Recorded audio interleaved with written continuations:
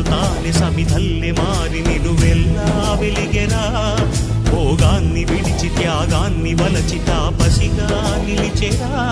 జనక్షేమమే తన సంకల్పముగా, తన ఊపిరి హోమజ్వాలలుగా స్వర్గాన్నే శాసించెనురా, అమృతమును ఆహ్వానించెనురా.